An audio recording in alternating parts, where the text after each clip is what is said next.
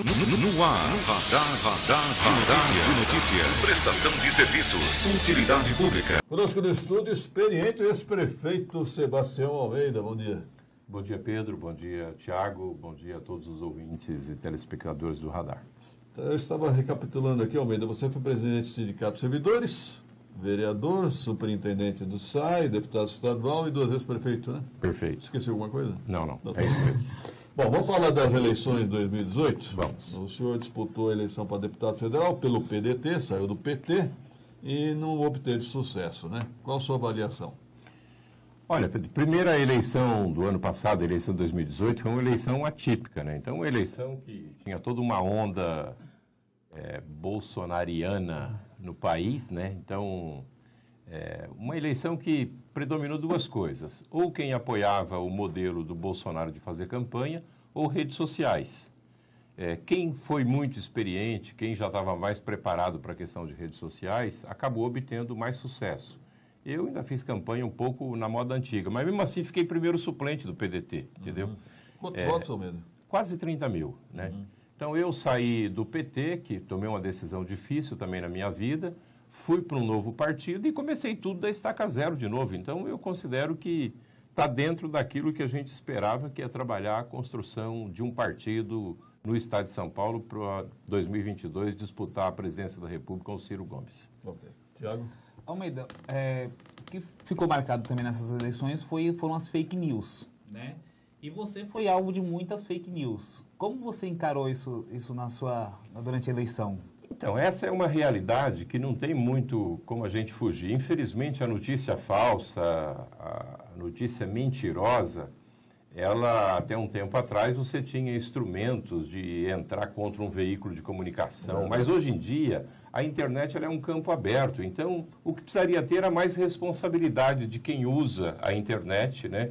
Mas infelizmente muita gente contrata até pessoas, equipes preparadas mais para colocar notícia falsa do que para falar de si mesmo, ou seja, mais para falar mal dos outros do que para falar de si mesmo. Mas houve um jornalista de Guarulhos que ensinou que você teria um shopping em Campinas. Você tomou alguma providência jurídica? Então, eu não tomei até hoje, porque eu tô doido para achar onde é que está esse shopping, ninguém me mostra onde é que está esse shopping. Então, na verdade, a mídia, as redes sociais, trabalharam assim de forma muito maldosa essa questão, né? Mas paciência, eu acho que com o tempo os brasileiros vão aprender também a usar melhor as redes sociais.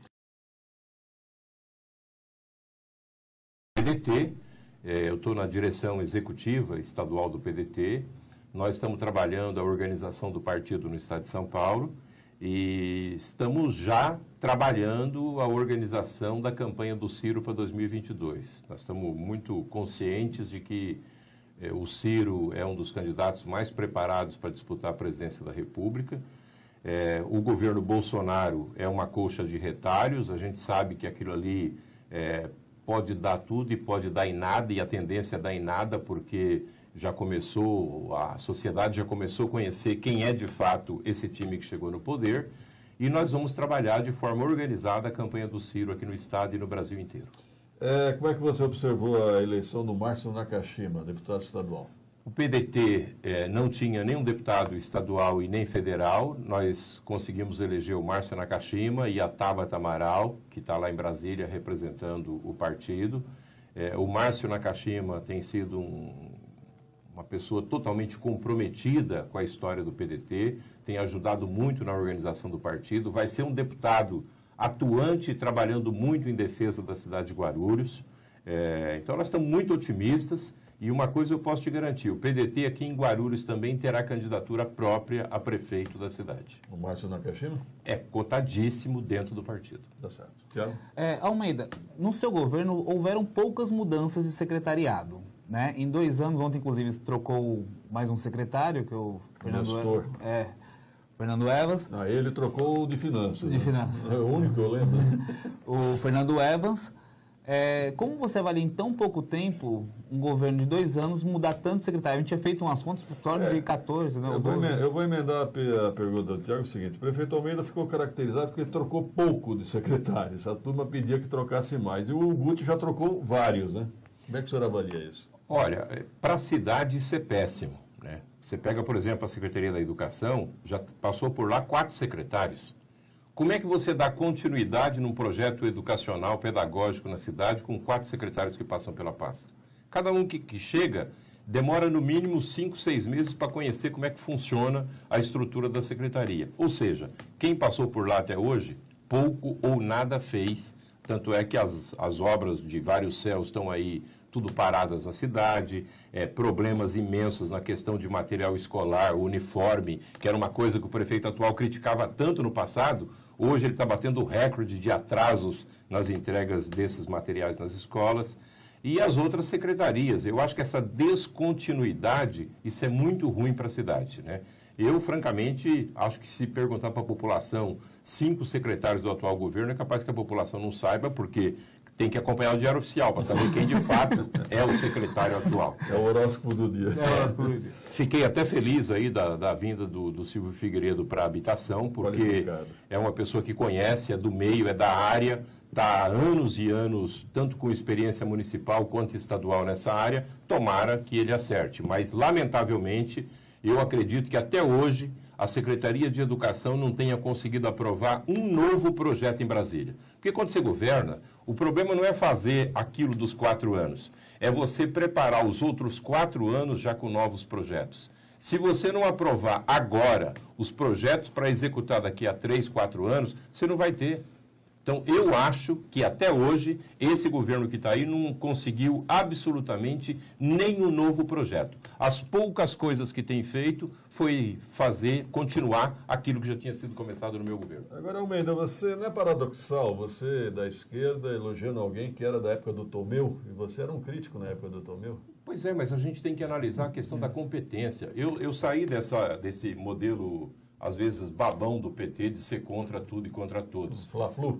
Eu acho que a gente precisa saber reconhecer. Quem tem qualidade precisa ser valorizado e precisa ser reconhecido, independente da posição política que a pessoa toma. Eu acho que esse tem sido, inclusive, um dos grandes problemas do Brasil. O Brasil, às vezes, perde grandes nomes da esquerda e grandes nomes da direita porque é incapaz de saber discernir essas duas coisas. É a mesma coisa agora. Esse ano de 2019 tem sido um ano marcado, assim, de grandes tragédias para esse país. Eu estou até com medo como é que nós vamos enfrentar o resto de 2019, porque tanta coisa ruim, né, que tem acontecido. Mas você pega, por exemplo, a questão de Brumadinho. Se a Vale fosse uma empresa pública, sabe qual eram as notícias que estava? Porque tinha que acabar, porque serviço público não serve, papapá. A Vale é uma multinacional e está lá aprovado o maior acidente de mineradoras que aconteceu no mundo. Infelizmente, essa marca vem para o nosso país. Agora, por quê? Porque esse discurso de se é público é ruim e tem que ser privado, não é por aí. Tem coisa boa pública, tem coisa boa e tem coisa ruim na iniciativa privada. O que a gente precisa ter é gestores com mais responsabilidade, valorizando o ser humano, que é aquilo que é o principal de uma empresa, que são os trabalhadores. O que eu achei mais interessante é pedirem ajuda à população, doações para as vítimas da Vale. A Vale é bilionária. Bilionária. E aí o povo tem que dar doações aqui para o povo que está sofrendo com a enchente em Guarulhos. Agora, nós vamos ter que acompanhar o que vai acontecer com esse pessoal da Vale, porque é o seguinte, Pedro, olha, eu não sou engenheiro e tenho certeza que o telespectador ou ouvinte que está nos acompanhando sabe disso. Como é que alguém tem uma barragem e constrói o alojamento, o refeitório, tudo abaixo, no único local que podia estourar?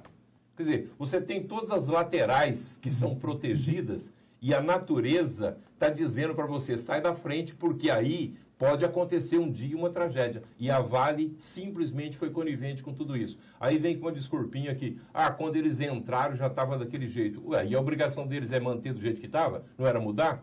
Infelizmente, uma tragédia horrível para o nosso país, seres humanos, trabalhadores que perderam a vida ali por ter empresa que só olha a questão do lucro, só o seu faturamento. Isso é muito ruim para um país e para uma nação. Almeida, você que foi prefeito e superintendente do SAI, essa questão da Sabesp ter assumido o SAI, sua opinião? Eu acho um absurdo. Eu sempre defendi que serviço de água tem que ser municipal. A Sabesp é uma grande empresa de água? Hoje é a maior empresa de água do mundo, a Sabesp. tem uma equipe competentíssima para poder trabalhar. Qual é o problema? O problema é que essa questão de ser do SAI ou ser da Sabesp, para mim, já é uma questão ideológica. Eu acho que água é uma coisa que tem que ficar no controle das cidades, porque a água não pode ser um instrumento de lucro. E a Sabesp visa lucro, a Sabesp está na Bolsa de Valores, o negócio dela é faturar. Tanto é que quando eles pegaram o SAI aqui, eles soltaram o foguete pelo mundo afora, porque foi um baita do negócio que foi feito. Então, eu acho que essa questão da água é vida, água é saúde, a água não pode ser um bem que amanhã ou depois só quem tem o dinheiro vai poder ter acesso. Portanto, quando o município tem o controle da água, ele pode ter essas regras muito mais definidas do ponto de vista de atendimento à população. Mas o tempo vai dizer. Essa conversinha aí de que nós vamos ter água todo dia aqui na cidade, sai aí, vai para o Tabuão hoje e pergunta se tem água lá. Vai para o bairro dos Pimentas e pergunta se tem água em vários lugares lá.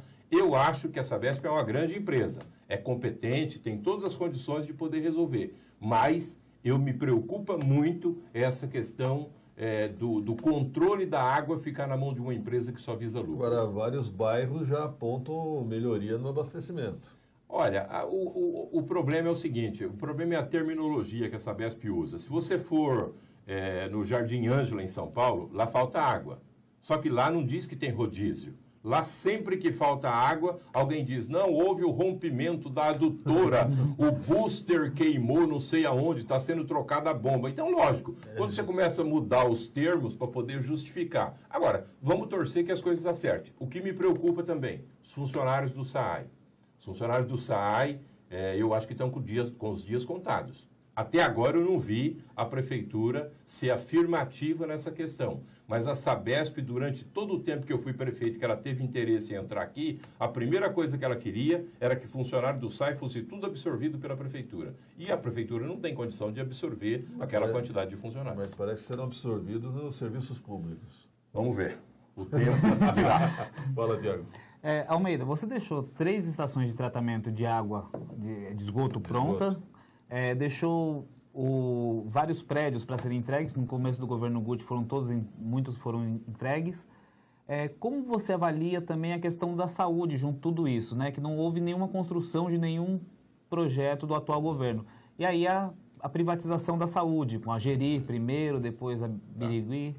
Então, eu acho que, primeiro em relação ao saneamento, a pergunta é, Guarulhos, ao longo de quase 500 anos de história, não tinha construído nenhuma estação de tratamento de esgoto. As únicas estações que tem foram construídas no meu governo, São João, Bom Sucesso e aqui próximo do aeroporto. Esses projetos, eles são financiamentos. Aliás, uma boa pergunta aqui para vocês que são da imprensa. Esses projetos, eles são financiamentos de longo prazo. Quem vai pagar esses financiamentos? É a prefeitura ou é a Sabesp? Porque ela não comprou o SAI, ela não pegou o SAI. Portanto, as obras que foram contratadas, as estações de tratamento de esgoto, os financiamentos serão pagos pela Sabesp? Eu tenho dúvidas. Aliás, é uma boa questão aí para se levantar. Manda para a assessoria. Manda para a assessoria e aguarda até o ano que vem que a resposta virá, né? Então, esse eu acho que é um problema sério. Aliás, me espanta bastante. A vontade da Sabesp de pegar o SAI de Guarulhos, exatamente agora que a cidade tem 3 estações que juntas têm capacidade de tratar 50% do esgoto da cidade. E já pegou as coisas todas facilitadas, porque lá no Fortaleza já tem um terreno que está comprado, está pago para ser construída uma estação de tratamento no Fortaleza. No Cabo Sul já tem um terreno adquirido também. E no Jardim Munhoz, um outro terreno adquirido para a construção das outras 3 estações de tratamento de esgoto que faltam para a cidade. Quanto à questão da saúde, essa daí eu vou dizer uma coisa, eu nunca vi um caos tão grande na saúde como nós estamos vivendo hoje. Nunca vi nessa cidade. Mesmo nas piores épocas, porque essa narrativa que esse governo fez sobre questão de dívida quem pegou foi o Jovino. Quando o Jovino entrou na cidade, tinha 3 meses de folha de pagamento do funcionalismo atrasada. Agora, esse novo governo não tinha nada de salário atrasado. Evidentemente, tem financiamento de estação de tratamento de esgoto, tem uma série de coisas, mas não dívida monstruosa que pudesse inviabilizar o futuro da cidade. Essa é uma narrativa que até agora o povo engoliu, mas daqui para frente essa conversa não cola mais. Esse governo vai ter que mostrar para que veio. Se você for na região do Tabuão, do Micail, vai lá e pergunta como é que está a saúde. Como é que pode um governo fechar o PA Paraíso, que era o único local de atendimento daquela população? Se tivesse que fazer uma reforma, e eu entendo que até precisava fazer a reforma, mas deveria ou fazer em parte do PA e manter o atendimento normal ali, precariamente, mas atendendo a população, ou alugar uma casa em frente ali na Silvestre Pires de Freitas e manter o atendimento à população. Agora, fechar o atendimento para aquela região é como se você pegasse uma das grandes cidades do estado de São Paulo e tirasse o hospital que atende a população. Vale observar que o próprio líder do governo, Eduardo Carneiro, que é médico, concordou que fechar o PA Paraíso foi um erro. Né? Um tiro no pé, no pé. Agora, Almeida, me lembrei agora, em 2017, você esteve aqui no Radar e fez uma crítica até, eu achei muito sincera, meio ácida também, em relação a Proguaru. Você disse que a Proguaru é inviável. Foi isso mesmo que você disse? Não, não é que a Proguaru é inviável. A Proguaru ela precisa definir qual é a sua vocação, qual é a sua missão. Você não pode ter uma empresa que ela seja pau para toda a obra. Então, ou ela é especializada só na limpeza da cidade, e aí vai limpar a cidade, ou ela é especializada em fazer obras de construções e tudo mais, e aí ela vai fazer isso, ou ela vai se especializar em ter só controlador de acesso para dar segurança na cidade. Agora, hoje em dia não cabe mais uma empresa que faz tudo. Ou uma empresa é especializada em algo e tem competência, tem know-how, ou ela acaba se perdendo, que eu acho que é o caso que está acontecendo com a Proguaru. Obras ela não faz, ela terceiriza, não é isso? Pois é. Ela contrata empreiteiras. Ela pega uma obra, por exemplo, da prefeitura, mas como ela não tem no seu corpo técnico todos os profissionais necessários, ela é obrigada a contratar uma outra empresa para executar. O que eu acho que sai quase... Agora, tem gente 6 por meia dúzia. Tem gente ali perguntando, por que você não fez isso? Então, na verdade, a gente até tentou fazer isso, né? Nós diminuímos muitas das coisas que a Proguaru fazia no passado. Por exemplo, a questão de controladores de acesso é algo que a gente foi aos pouquinhos rompendo. A Proguaru, durante muito tempo, cuidava de zona azul no centro da cidade. A gente foi eliminando tudo isso. Mas, nesse novo governo, ela retomou uma série de ações aí que eu acho que não contribuem para o bem da cidade. Seria melhor ela se concentrar em quê? Zeladoria? Eu acho que porque esse é o grande nó hoje. Porque, por exemplo, o governo Guti reclama da falta de dinheiro. Mas tem um monte de coisas acontecendo na cidade hoje que não é falta de dinheiro, é falta de vergonha. Né? Se você for na periferia da cidade, está um lixo. Se você for nas praças da nossa cidade, está um lixo. Portanto, se você pega a Proguaru e diz, olha, a especialidade da Proguaru hoje é reforçar, por exemplo, o papel que o meio ambiente faz. Limpeza de praça e conservação da cidade. Pronto, já era um golaço. Aliás, eu quero agradecer que finalmente limparam o canteiro central da Avenida Paulo Facini. É uma crítica que eu vinha fazendo, agora sim, né? Ficou bonito o canteiro central da Paulo Facini. Fala, Tiago. Tem uma pergunta aqui do Nelson dos Químicos. Como ele avalia a Secretaria do Trabalho aqui em Guarulhos hoje? Olha, está sumida, né? Aliás, é a única secretária, eu acho que está lá desde o começo, né? Mas eu não tenho visto, eu também não estou no dia a dia, aí no rame-rame da política, né? Mas eu não tenho visto grandes ações da Secretaria do Trabalho. A Secretaria do Trabalho, ela tem que se preocupar com cursos profissionalizantes, ela tem que capacitar gente para o mercado de trabalho, né? Ela tem que procurar contatos com as empresas para empregar pessoas da cidade. Eu não tenho visto isso. Então... Eu gostaria de saber como é que a Thelma consegue ser secretária e presidente de sindicato. Eu gostaria só de entender isso. Tem conflito de interesse, né? Gera conflito de interesse. Estão dizendo aqui que o Fernando Evans, o ex-secretário de Habitação, foi elogiado ontem pelas vereadoras Genilda e Janete. Né? O melhor elogio é sempre do adversário, né? Sim. O Fernando Evans já está fazendo academia na Fórmula, né? Está cuidando certo, Fernando Evans. Tá certo. Ô, Almeida, vamos falar sobre a questão do meio ambiente. Como é que você vê porque a Secretaria de Meio Ambiente também parece que ela é meio indefinida. Eu me lembro o seguinte, você uma vez me falou, no antigo radar ainda, que você mesmo como prefeito tinha dificuldade de saber o que era serviços públicos, o que era meio ambiente e o que era Proguaru. Não é isso? Exatamente por essa confusão, esse conflito que existe. E também tinha um negócio, teve uma época, não sei como é que está hoje, que dividir a cidade. Então, até tal lugar era a Proguaru que fazia, o outro era a Secretaria do Meio Ambiente. Então, por isso que eu digo, era bem melhor você pegar uma empresa, por exemplo, como a Proguaru, e dar uma missão específica para ela, e ela só cuidar daquilo, para você ter certeza, inclusive, quando precisa cobrar. Porque hoje, você cobra da Proguaru, não, isso é do meio ambiente. Você vai no meio ambiente, não, isso é dos serviços públicos. Então, você cria essa dúvida, inclusive, na cabeça da população. Ótimo. E a questão também aqui, a gente tem falado bastante, que a GCM acabou absorvendo muito da questão da Polícia Militar. Boa pergunta. E aí até o Pedro tem falado bastante de colocar uma empresa privada para cuidar dos próprios públicos, né? Como que você avalia essa questão da GCM absorver um trabalho da Polícia Militar e não cuidar dos próprios públicos? Olha, esse é um dos problemas que hoje, na verdade, a gente precisaria ter uma bancada de deputados federais preocupadas em fazer um novo pacto federativo no Brasil. O que é esse novo pacto federativo? Nós precisamos rediscutir na sociedade o que é papel do município, o que é papel do Estado e o que é papel da União. Por que surgiram as guardas municipais, as chamadas GCMs? Porque o Estado, que é o responsável por dar segurança para a população, também não tem dado conta dessa tarefa.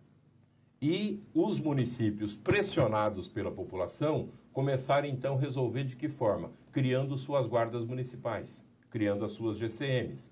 Só que o município acaba criando a GCM, que essa história de que é só para cuidar de próprios municipais, não é. Na verdade, quando tem um GCM, principalmente a nossa GCM aqui de Guarulhos, que é uma GCM altamente capacitada, mas quando você tem um GCM na rua, você está dando segurança para o morador, para o cidadão. É uma polícia municipal, né? Quando dois guardas da GCM circulam pelo calçadão da Dom Pedro, o comerciante se sente muito mais protegido. Mas os próprios municipais estão desfalcados. A UBS está desfalcada, o CEL está desfalcado. Por conta dessa pressão. Por isso que eu disse que a gente deveria fazer um novo pacto federativo, porque seria obrigação do Estado, inclusive, repassar recursos para os municípios que tivessem guarda municipal.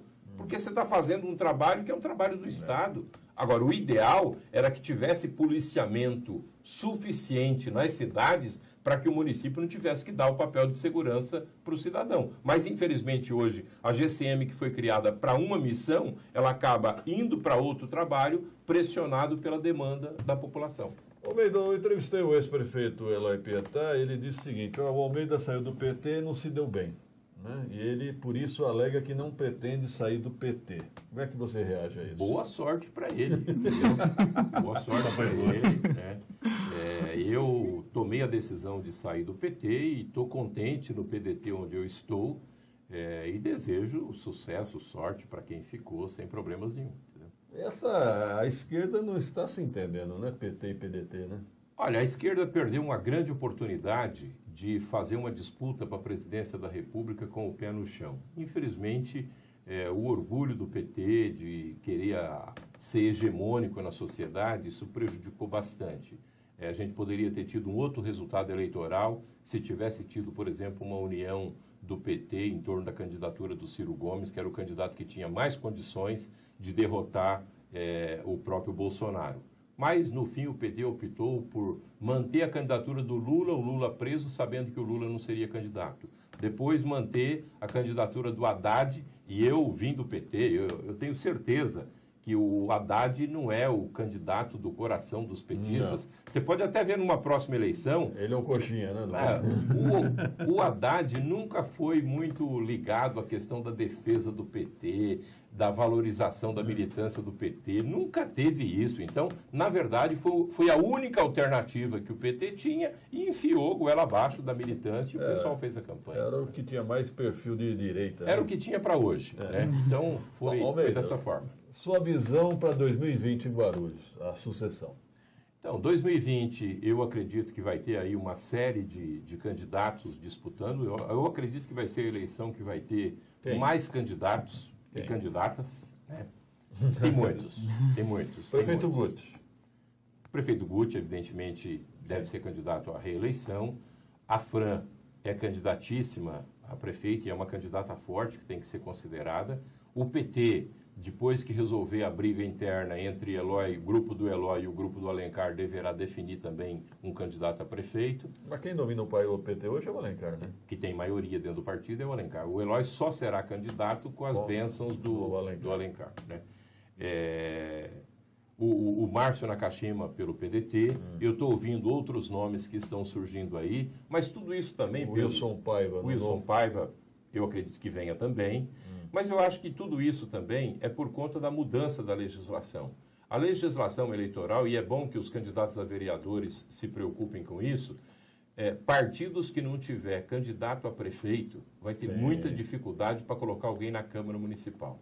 Portanto, acabou a coligação. Acabou a coligação, cada partido vai ter que ter a sua chapa própria. Eu acho que isso é bom para a política, porque vai mostrar partido por partido quem é quem na sociedade. Então, eu acho que virá um grande debate aí para o próximo período. E o xerife? Não sei. Não acho sei. que nem ele sabe, né? Não sei. Eu, francamente, faz muito tempo que eu não converso com o Jorge Wilson, não sei nem o que ele anda fazendo ultimamente. Fala, Diego. Para concluir também, Almeida, como que você avalia, assim, no final assim, da sua campanha, houveram alguns rumores de traição mesmo, pessoas que não trabalharam. Você se sentiu traído? Olha, Tiago, é assim, na política, quanto mais você vive na política, mais você vai conhecendo o meio político, né? E na política é assim,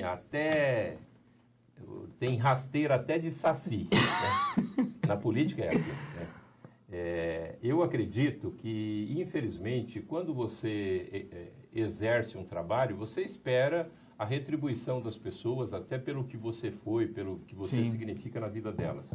Mas, infelizmente, nós vivemos, inclusive, num meio assim muito perverso, que até às vezes uma liderança faz campanha para um, mas ao mesmo tempo está fazendo para outro. Então, eu acho que tem um monte de problemas aí nesse meio que com o tempo vai ter que ser depurado.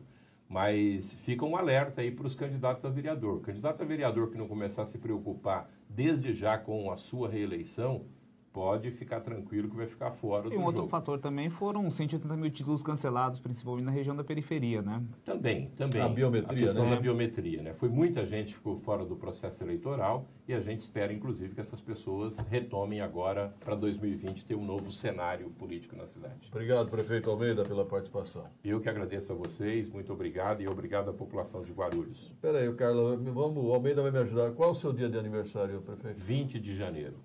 Número 20, Carlos. O Charles do Paravente. Charles do Paravente ganhou Charles, você tem que dividir isso. Ganhou um alinhamento e balanceamento no Roda Center. Um recado do Wagner Freitas. Avisa o Almeida que o Wagner é candidato e que Olha ninguém aí, que ele falou que não teve mais votos que já tive. O cowboy vai te pegar. Ô, Wagner, você é meu convidado. Vou te entrevistar aqui no Radar. Estou falando, olha, já começou a surgir aí mais candidatos. Se você ver a quantidade que vai surgir daqui para o ano que vem. E vou deixar um recado bem claro aqui, viu, gente? Aqui no Radar eu entrevisto quem eu quiser e não entrevisto quem eu quiser também, tá bom? Obrigado. Até amanhã, se Deus quiser.